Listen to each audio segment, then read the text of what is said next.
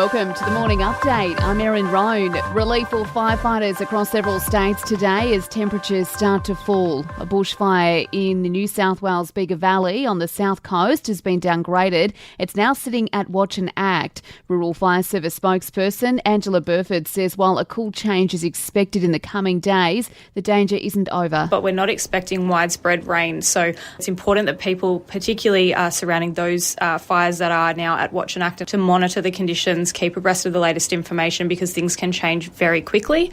While heavy rain has helped crews in Victoria's Gippsland region, locals can't catch a break though, with the rain bringing the threat of flash flooding. SES Commander Mark Kettel says the floods pose a real threat. Really asking the community to really understand what's happening in their area, make sure they're prepared. If it's safe to get up on your roof and clean the gutters out, please do that, and please secure any loose items around the house.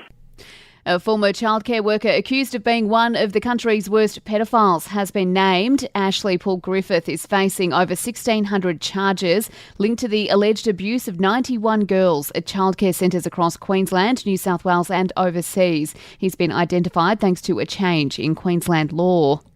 Pilots flying regional routes in Western Australia are walking off the job today in a 24-hour strike. They work for Network Aviation, specialising in mining charters, corporate charters and emergency freight. To the US now, and Donald Trump is appearing in a New York court for the second day of his fraud trial. The former US president is accused of using false bank statements to inflate the value of his real estate business. Meantime, Joe Biden's son Hunter has pleaded not guilty to federal gun charges. He's facing 3 charges, accused of lying about his drug use in October 2018 on a form to buy a gun. He had locked in a plea deal, but it fell through amid pressure from Republican lawmakers. And it seems there's still stigma around mental illness, and it's stopping young Aussies from seeking support. Figures from Headspace show while 2 in 5 young Australians are struggling with their mental health, many say they'd be worried about what other people might think if they asked for help. Over half of young Australians still believe there is a stigma around seeking support for a mental illness. The number has been getting better in recent years, which is great.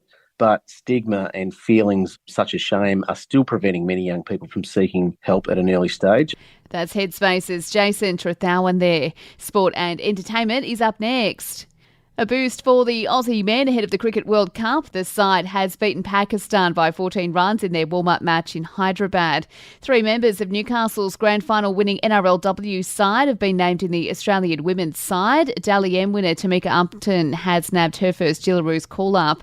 And in the AFL, Tim Taranto has won Richmond's best and fairest in his first season at the club. He polled 68 votes to claim the Jack Dyer medal. In entertainment news now, and times are pretty tough for Angela White, formerly Black China. It's been revealed she's selling her clothes, purses and shoes just to make ends meet. And Michael Jordan is officially one of the richest Americans alive, worth $3 billion. Forbes naming the NBA legend the 379th wealthiest person in the US. It follows the sale of his stake in the Charlotte Hornets earlier this year. And that's the latest from the Nova Podcasts team. We'll see you later on for another episode of The Update.